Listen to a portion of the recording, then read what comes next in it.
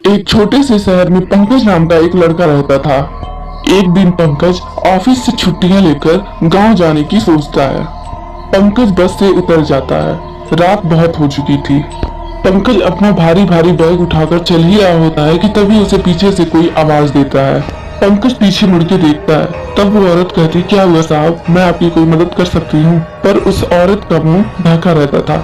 पंकज उसको देखकर, उसकी गोरी गोरी हाथों को देखकर ये समझ जाता है कि वो औरत बहुत ही सुंदर होगी। और फिर पंकज कहता है कि नहीं नहीं, मैं तो बस घर ही जा रहा। फिर लक्ष्मी उसके भारी भारी बैगों को उठा लेती है। वो उस बैग को ऐसे उठाती है जब वो एक फूल के समान है। पंकज कहता, इतने भारी बैग तुमने इतनी आसानी से कैसे उठा लिए? तब वो औरत कहती, मुझे तो बोझ उठाने की आदत है, इसलिए उठा ली। वैसे आपको मैंने कभी यहाँ नहीं देखा। तब पंकज कहता, हाँ मैं शहर से यहाँ आया हूँ अपने माँ बाप से मिलने। कि तुम्हारा नाम क्या है?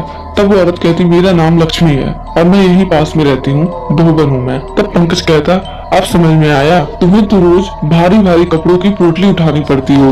मेरा घर यही मुखिया जी के घर के पीछे है, जहाँ एक बड़ा नीम का पेड़ है। तुम वहाँ कल आकर कपड़े ले जाना। और फिर पंकज उस औरत को कहता कि आखिर तुमने ये घूंघट क्यों काट रखा है? तब वो औरत कहती कि मेरे बाबूजी ने मुझे ऐसा करने को कहा है। इतना कहकर लक्ष्मी वहाँ से चली जाती है और पंकज घर जाकर सो जाता है। अगले दिन कोई दरवाजा खटखटाता है। पंकज जल्दी से जाकर गेट खोलता है। धोबन को देख पंकज कहता, अरे तुम आ गए, मैं अभी सारे कपड़े लेकर आता हूँ। पंकज अपने सारे गंदे कपड़े लाकर उस धोबन को दे देता है। उसके बाद लक्ष्मी नहर पर जाकर बैठ जाती है। उसके बाद जैसे ही वो अपना घूंघट ऊपर करती है, वो एक इंसान नहीं बल्कि एक चुड़ैल होती है। चुड़ैल उस कपड़े को ऐसे पीट पीट कर धो रही होती है जैसे वो अपना गुस्सा निकाल रही होती है। पूरी रात वो चुड़ैल ऐसे ही नहर पर बैठ कर कपड़े धुलती रही और फिर सुबह होते ही वो अपना घूंघट फिर से डाल देती है ताकि उसका असली चेहरा पंकज ना देख पाए। उसके बाद वो पंकज के घर कपड़े देने चली जाती है। पंकज दरवाजा खोलता है और लक्ष्मी को देख कहता है कि अरे वाह, तुमने ये कपड़े धुल भी दिए, सच में तुम बड़ी ही मेहनती हो। तो बैठो ना, माँ और बाबूजी चाचा जी से मिलने गए हैं, कुछ दिन बाद आएंगे। तब लक्ष्मी कहती, अरे नहीं मुझे जाना होगा। तब पंकज कहता, अरे लक्ष्मी मैं यहाँ पर किसी को नहीं जानता, अगर तुम्हारे पास यहाँ टाइम है तो चलो यहाँ बैठो।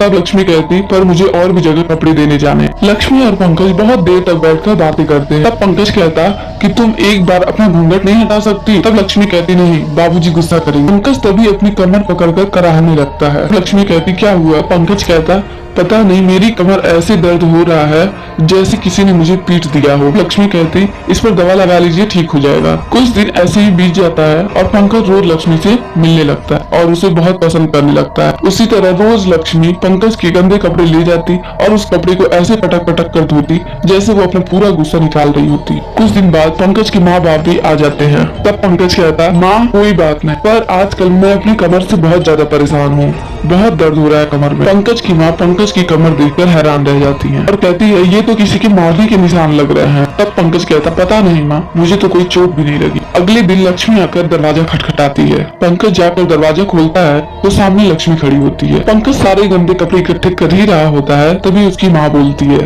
और कहती है, ये क्या कर रहे हो बेटा? तब पंकज कहता, माँ बाहर एक धोबन आई है। तब उसकी माँ कहती, धोबन? कौन सी धोबन? तब पंकज कहता, अरे माँ वो लक्ष्मी। तब उसकी माँ कहती, लक्ष्मी? कौन लक्ष्मी? जरा मैं भी तो देखूं, कौन सी लक्ष्मी धोबन आ गई इस गांव में? मैंने तो कभी इसका नाम पहले नहीं सुना। पंकज की माँ बाहर जाकर देखती है तो वहाँ कोई भी नहीं होता और कहती है, यहाँ तो कोई भी नहीं है। तब पंकज कहता, अरे वो अभी यहीं थी। तब उसकी माँ कहती, बेटा मुझे तो कुछ गड़बड़ लग रहा है। पंकज कहता, कोई गड़बड़ नहीं है माँ, आप जाओ, जाकर बढ़िया सी खाना बनाओ। कुछ दिन के बाद से लक्ष्मी का आना बंद हो जाता है और पंकज के शरीर में दर्द बढ़ता ही जाता है। पंकज लक्ष्मी के बारे में पूरे गाँव में जाकर पूछता है, पर कोई भी लक्ष्मी नाम की धोबन को नहीं जानता। पंकज फिर तालाब के किनारे जाकर बैठ जाता है। कुछ देर में जैसे ही रात होने लगती है तो पंकज अपने घर वापस जाने लगता है, पर तभी वो वहाँ लक्ष्मी को आते देखता है। पंकज लक्ष्मी को आवाज लगाने ही वाला होता है, तभी लक्ष्मी अपना घूंघट हटा लेती है और अपने चुड़ैल वाले रूप में आ जाती है और वो पंकज के कपड़ों को पटक पटक कर धो रही होती है। और वो पंकज कहता है कि ये मेरे कपड़े ऐसे पटक पटक कर क्यों धो रही है? मुझे जल्दी से इसके बारे में माँ को जाकर बताना होगा। पंकज जल्दी से अपने घर जाता है और अपनी माँ को सारी बात बताता है। तब पंकज और उसकी माँ एक पंडित के पास जाते हैं और उनको सारी बात बताते हैं।